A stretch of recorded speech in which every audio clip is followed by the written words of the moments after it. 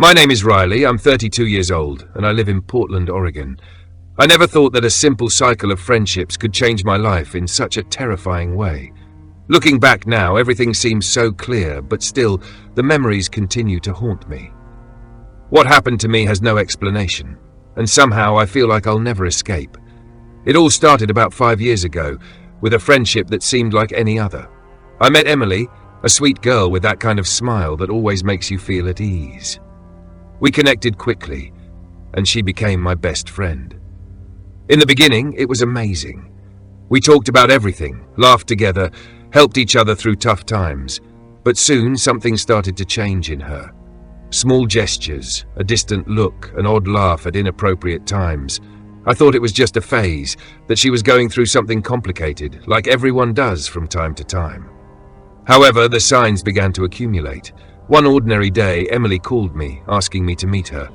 I went to the cafe where she was always at, but when I arrived, she wasn't there. In her place, I found a note, written hastily, but with a different handwriting. It said, "I am more than you can imagine. You are seeing, but you don't understand yet. I need you." I was perplexed. Something was terribly wrong. I tried calling her, but her phone was off. I spent the rest of the day feeling increasingly uneasy, as though something was pulling me into something I couldn't understand. That night, while trying to sleep, I felt a strange presence in my house. I can't explain exactly what it was, but it was as if the air had become dense, heavy. I felt like someone was beside me, breathing. I didn't see anyone, but I felt the pressure, the sensation of being watched. And deep down, I knew it was Emily. Not the Emily I knew, but something different, a force that seemed to manifest through her. In the following days, Emily began acting even stranger. She would send me messages, but with typos, as if something was trying to communicate through her. The conversations became shorter, colder. Finally, she disappeared completely. I searched everywhere, called everyone who knew her, but no one knew where she was. I became more and more isolated, with the sensation that something was watching me. Something dark. Then the worst happened. Not long after, I met someone else. Her name was Megan. She was a girl very similar to Emily, in the way she behaved, the way she talked, even in the way she dressed. I was aware of what had happened, but I thought maybe it was just a coincidence. We became friends quickly, and of course she soon became my best friend. But as time passed, I started noticing the same signs. Small phrases, changes in her behavior, as if she was transforming, but I didn't know into what. It was like something was taking over her from the inside out, and I couldn't stop it. One night, after dinner, Megan disappeared in the same way Emily had. This time, however, I was prepared. It wasn't just coincidence, it wasn't paranoia. It was real, something that was chasing me, something that took the people closest to me. But the emptiness she left was even stronger. I knew, somehow, she was still near, watching. That was when I started to understand. I was cursed. But not in a normal way, not like those stories you read in horror books. It was something deeper, something personal. I began to isolate myself. I distanced myself from everyone, trying to escape that curse. But no matter what I did, the shadow was there, always present. I could feel its presence, like a pressure in the air. I knew it was watching me, waiting for the right moment to approach. Every friendship I tried to form, it approached. Every new face that appeared, I saw the same changes, the same signs, as if it was inevitable. The curse spread like an invisible disease, and I couldn't find a cure. Then I realized the curse wasn't about the people disappearing. It was about me, about the way I started to perceive people. I looked at them and saw something different, something I hadn't seen before. I could feel what they were becoming, even though I didn't know how. It was like I was being drawn into an abyss, but couldn't escape. And the more I distanced myself, the closer the evil came. As if it knew that the only way to reach me was to leave me afraid, isolated, in a constant expectation that something bad would happen. After a while, I decided to do something I never thought I'd do. I tried to find answers. I researched everything I could find about curses, entities, and paranormal phenomena. I spent nights in forums, libraries, and even on obscure websites, trying to understand what was happening to me. But all I could discover was that none of this made sense. There was no logical explanation, and no matter how much I tried to push the thought away, part of me knew. Maybe what was happening to me was a curse that no one would ever be able to break. Over time, I stopped searching for answers. I stopped fighting it because I realized I was doomed to live with it. With every new face, with every new friendship, I knew the shadow was there. It disguised itself, changed form, but it was always there, like a constant presence in my life. Sometimes it took the form of a friend, sometimes of a stranger, but always with the same empty look, the same emptiness in their eyes. No matter how hard I tried to resist, the evil was always there, waiting. Today, I live with this feeling, as if something is always by my side. I no longer have friends. I can't trust anyone anymore. Every new face, a part of me hesitates, wondering, is it her? Is it the shadow disguised again? I've tried everything to understand what's happening, researched everything I could about curses, spirits, entities, but I never found answers. The strangest thing is that despite all my attempts to push this curse away, something inside me still believes there's no escape. The worst of all is knowing that this feeling will never go away. It will always be there, somewhere, lurking, and I don't know what to do with it. I can no longer escape the shadow that calls itself my friend. It will be with me forever. And maybe the most terrifying thing is that, as much as I want, I'll never know how to end it. Maybe I'll never have control over the situation. Maybe the shadow found me forever. And so I continue, living with the weight of this curse, not knowing what will happen next. I just know that there's no going back. My name is Brian, I'm 32 years old and I live in Portland, Oregon. I'm going to tell you something I've carried with me since childhood, something I still can't explain to this day. It might sound crazy, but if you've ever had that feeling that something is wrong in your life and you can't pinpoint why, maybe you'll understand what I'm about to say. I don't know what's worse, the fact that I lived through it for so long, or that despite everything, I still can't get rid of this presence. Since I can remember, I've always had a friend named Lucas. When I was little, he was like any imaginary friend that a child creates. My parents thought it was cute and normal. I'd tell them he was my age, had brown hair, and always wore a red t-shirt. He never appeared to anyone else, of course, but to me, he was always there, playing with me, listening to me, and even comforting me when I was sad. I didn't think anything was strange about it. Many children have imaginary friends, right? But as time went on, something very strange started happening. I didn't know how to react. What started to bother me was that Lucas never left. He didn't disappear as I grew up like it's supposed to. I was about 12 years old when I began to notice that Lucas wasn't just an invention of my mind. Sometimes I'd feel his presence even when I didn't want to. It was like a shadow. For example, I could be in my room reading or playing video games and I could swear that someone was watching me. The feeling was so strong that I'd end up talking to him, even if it was just to tell him to leave me alone.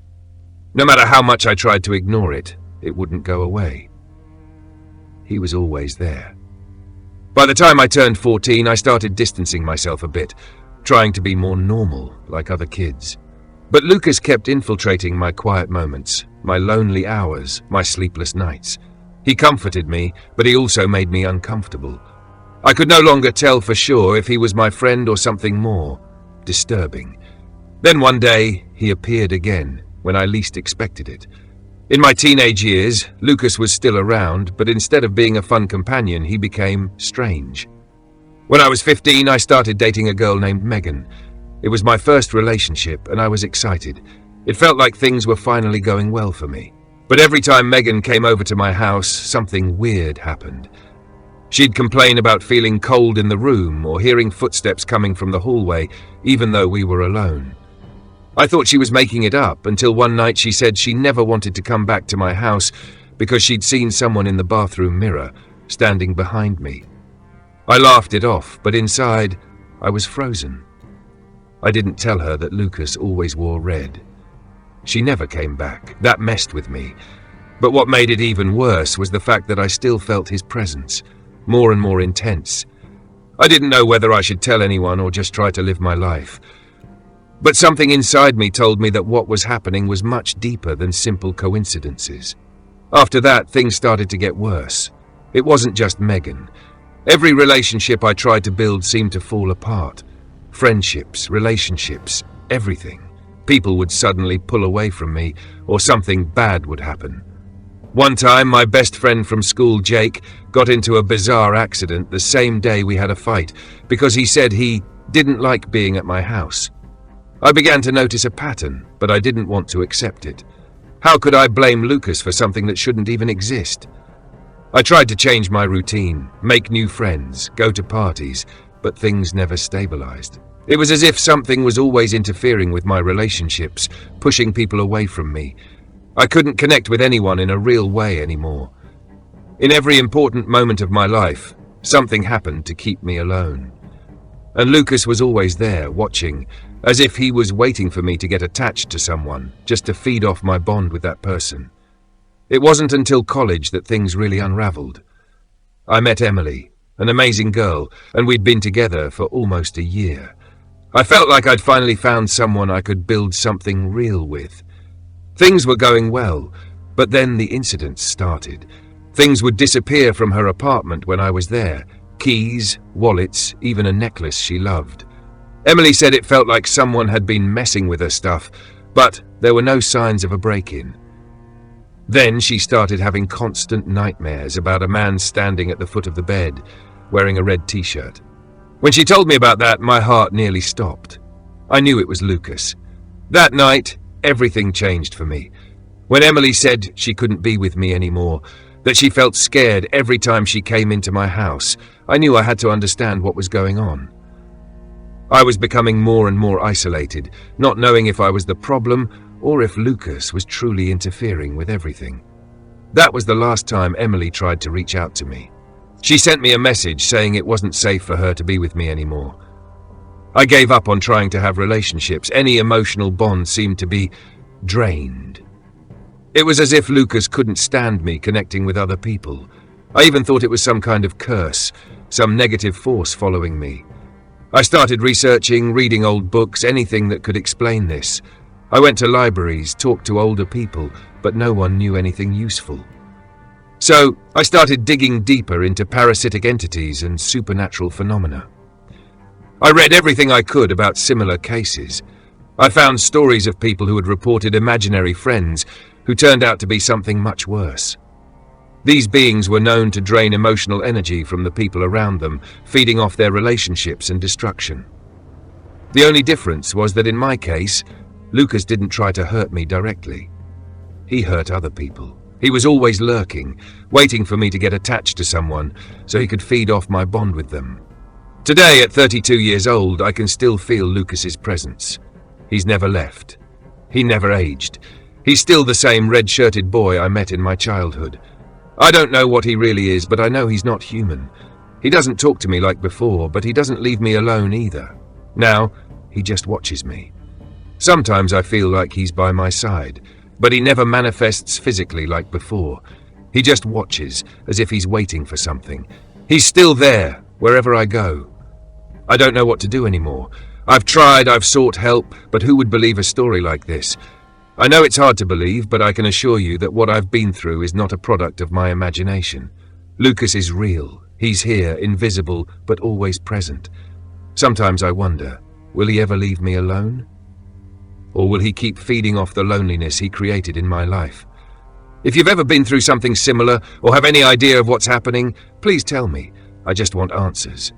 And maybe a chance to finally get rid of him. Until then, Lucas will continue to be my invisible companion, with his red t-shirt, watching from wherever I am. My name is Luke. I'm 34 years old, and I live in Denver, Colorado.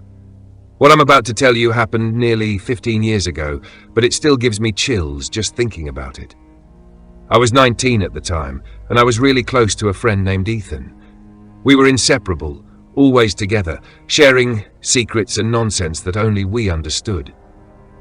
This story starts on a regular Friday night. We were bored at his house, looking for something to do. That's when he brought up the idea of a game. The idea of the game was simple. We'd sit facing each other and confess something, anything. It could be a trivial thing like stealing candy as a kid, or something heavier. The point was to be completely honest. Ethan always had these strange ideas, but that night I went along with it, without thinking too much. It seemed silly, but right after the first confessions, things started to get uncomfortable. I confessed that once I lied to my mom about where I was, and Ethan responded with something darker. He confessed that when he was little, he used to lock the neighbor's cat in the basement because he liked hearing the desperate meows. We laughed, but the laughter was nervous. I remember thinking that he was just trying to outdo the game, trying to be more daring. So we continued. But as we spoke, the atmosphere started to feel heavier. The lights in his room were yellowish, kind of weak, and it gave off a claustrophobic feeling. I confessed something silly again, and Ethan, as always, went further. He spoke about a guy from school he hated, and how sometimes he imagined accidents happening to him. This time, I didn't laugh. After a few rounds, we started hearing strange noises. It sounded like wood creaking, but the noise was coming from the ceiling, as if someone was walking on the floor above. But his house was a single story. There was no second floor. Ethan looked at me and laughed, saying I was getting paranoid, but I knew he had heard it too. That noise kept going, like it was closing in on us. We decided to ignore it and keep playing, maybe to prove we weren't scared. Then I confessed something I had never told anyone. When I was 12, an elderly lady from my street asked for my help to carry some boxes. I promised I'd help, but I ended up hiding because I didn't want to miss an episode of my favorite show. The next day, I found out that she had fallen trying to carry the boxes by herself. She spent weeks in the hospital. I never forgave myself for that. As soon as I finished speaking, I felt a shift in the room.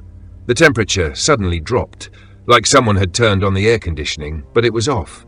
Ethan stayed quiet for a while, staring at me, before confessing that once he had taken money from his dad's wallet to buy video games.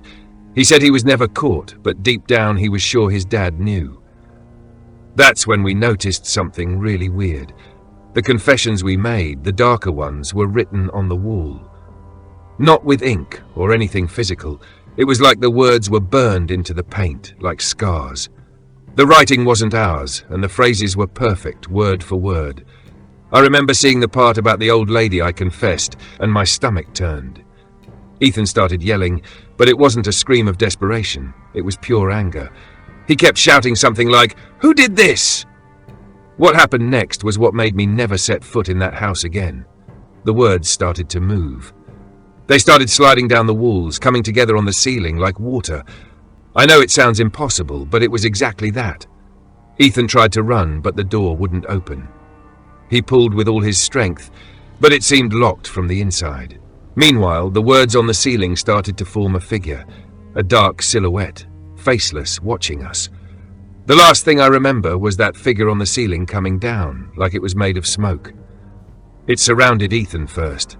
He began to scream, but I couldn't move, like I was paralyzed. Only when he passed out did it move away, leaving a trail of faint burns on his arms, like marks from something hot that passed quickly. As soon as he fell to the floor, the door opened by itself, as if it had never been locked. We both ran out, not looking back. We never spoke about it again, and I never saw Ethan after that night. I even tried to look for him a while later, but he just disappeared. I heard from mutual friends that he moved to another state, but he never confirmed anything. To this day, I don't know what happened in that room or who or what was listening to us. What I do know is that I'll never mess with something like that again. My name is Tommy Walker. I am 77 years old and I live in a small town called Clinton in the state of Georgia.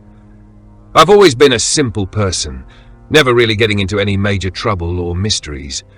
But something happened in my youth that I'll never forget. Something that has haunted me for decades and still does to this day. I'm going to tell you this story. The story of a pact, of a friendship that, in the end, trapped us in a way we can't explain. Jason Miller and I were best friends since childhood. We grew up together, shared laughs, secrets, and even some fears. When we were young, we spent summers exploring the town, going to the darkest and most secluded places. But nothing compares to that night. I remember it clearly, as if it happened yesterday. The night was cold, with a full moon that seemed to illuminate every dark corner of the old cemetery where we decided to go. We were teenagers, and to us, the full moon had something magical about it, something that called to us. That night, while walking among the graves, Jason suggested something that, at the time, seemed like the most normal thing in the world. He wanted to make a pact of eternal friendship, something that could never be broken, not even by death. He said that if one of us died before the other, the spirit would stay with the friend, never leaving him alone. I laughed at the idea, but Jason had this intensity, this way of speaking that made me believe he truly believed in it. I was so caught up in our friendship that I agreed without hesitation. It was a pact made under the full moon, amidst those old and somber stones. Nothing could go wrong, right? Years went by, and we went on with our lives. Jason moved to another city for work, but our friendship remained strong, with letters and phone calls, always reminiscing about that crazy night in our youth. It was a month before his stroke. I'll never forget the phone call I got. The doctor's voice was cold, almost distant when he told me Jason had passed. A sudden stroke. No warning, no signs that anything was wrong. I couldn't believe it. I refused to believe it. Death never feels real until it knocks on your door. And at that moment, I didn't know what to do. When Jason died, something strange started happening. Sometimes when I was alone in the house, I could feel a presence. Something in the air, a sudden coldness, and the sound of light footsteps as if someone was approaching. I knew it was impossible, that my mind was just dealing with the grief of the loss, but the sensation was so real. I tried to ignore it, but in the days that followed, things got worse. The lights started flickering, doors opened and closed on their own. I tried to rationalize it, to find a logical explanation, but there was none. I knew it was Jason. It was like he was trying to remind me of the pact. On the quietest nights, when the house was completely still, I could hear his name being whispered. "Tommy!" It was a soft voice, but full of sadness and desperation. I would get up from bed, my breath quickening, and look around. There was no one there, but I knew he was there. Jason hadn't found peace. He had made that pact, and he hadn't broken it. He was coming back, no matter what I did to stop it. At first, I thought I was losing my mind, but after a while, I started wondering, was he haunting me because of that pact? Or maybe he just hadn't realized he was dead? The worst part was the nights when I felt the weight of something beside me, as if he was watching me while I tried to sleep. I could feel the air change, and a sense of dread would take over me. It wasn't a nightmare. It wasn't an illusion. I was awake, fully aware that something was there beside me. And worse, I knew what it was. Jason had never said he would really come back, but I knew that somehow he was trying to fulfill the pact.